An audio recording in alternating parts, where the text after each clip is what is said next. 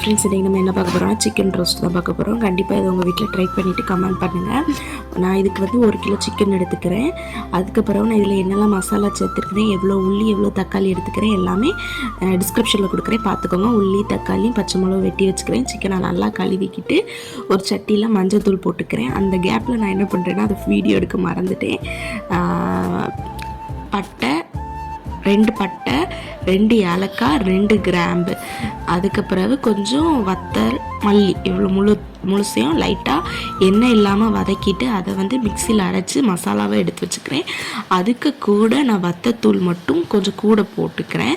போட்டுட்டு இந்த சிக்கனில் தயிர், அதுக்கு பிறகு நான் இப்போ அரைச்சி வச்சுருந்த மசாலாவை ஆட் பண்ணிவிட்டு 2 ஸ்பூன் எக்ஸ்ட்ரா, அதுக்கப்புறம் வத்தல், அதே மாதிரி 2 ஸ்பூன் மல்லி, இது ரெண்டுத்தையும் நான் ஆட் பண்ணிக்கிட்டு அடுத்து அந்த இஞ்சி பூண்டு பேஸ்ட்டு இவ்வளவும் போட்டுக்கிறேன். போட்ட பிறகு நம்ம கறி மசாலா இவ்வளவும் போட்டுட்டு சிக்கனை வந்து நல்லா மசாலா எல்லாம் ஆட் ஆகிற அளவுக்கு நல்லா வந்து என்ன செஞ்சுக்கிறேன், கிண்டி விட்டுக்கிறேன். அதுக்கு மேலே லெமன், தேவையான உப்பு, அதுக்கப்புறம் மல்லித்தூள், மிளகு, ஒரே ஒரு மிளகு தான் சின்னதாக வெட்டி, மல்லித்தூள் சின்னதாக வெட்டி, கறிவேப்பிலையும் சின்னதாக வெட்டி, இதுக்கு கூடயே நம்ம என்ன செஞ்சுக்கணும்னா மிக்ஸ் பண்ணிக்கிறோம். சரியா?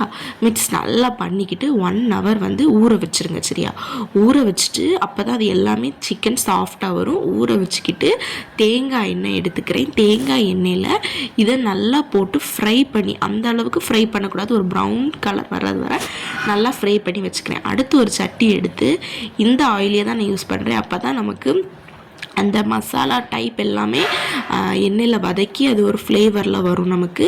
ஸோ நான் அந்த ஆயிலை மட்டும் எடுத்து அதில் 2 பட்டை மட்டும் போட்டுக்கிறேன். போட்டுட்டு கூட பூண்டு, சின்ன பூண்டு ஒரு 5 பூண்டு, அடுத்து ஒரு 4 பச்சை மிளகு, அதுக்கு பிறகு உள்ளி, இது ரெண்டும் நல்லா வதங்கினதுக்கு பிறகு ஃப்ளேவருக்கு வேண்டி ஒரே ஒரு தக்காளி பழம் நான் என்ன செஞ்சுக்கிறேன் போட்டுக்கிறேன். இதை நல்லா வதக்கிட்டு அடுத்து அந்த பட்டைக்கு கூடயே வந்து அந்த காஞ்ச மிளகு வந்து போடணும், அது மறந்துட்டோம். அதுவும் கறிவேப்பிலை ஃபஸ்ட்டு எப்போவுமே போடக்கூடாது, போட்டால் கரிஞ்சிரும்.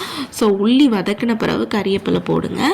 ஸோ இப்படி வந்து நல்லா வதக்கிட்டே இருங்க. வதக்கிட்டு அந்த உள்ளி உங்களுக்கு வேகிற ஒரு ப்ரௌனிஷ் கலர் தெரியும்ல, அந்த கலர் தெரியும் போது கறிவேப்பிலை போடுங்க. கறிவேப்பிலை போட்டு முடிச்சதுக்கு பிறகு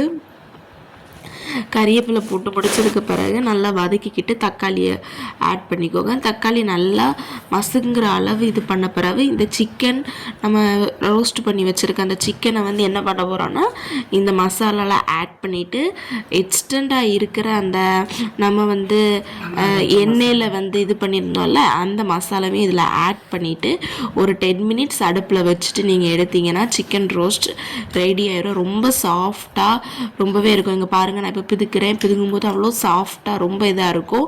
ரொம்ப கிரேவியாகவும் இல்லாமல் ரொம்ப நல்லா இருக்கும். ரசம் வித் சோறு கூட வச்சு சாப்பிடும்போது வேறு லெவலில் இருந்து. கண்டிப்பாக ட்ரை பண்ணிவிட்டு கமெண்ட் பண்ணுங்கள். டாட்டா, நெக்ஸ்ட் வீடியோவில் பார்க்கலாம். பாய்.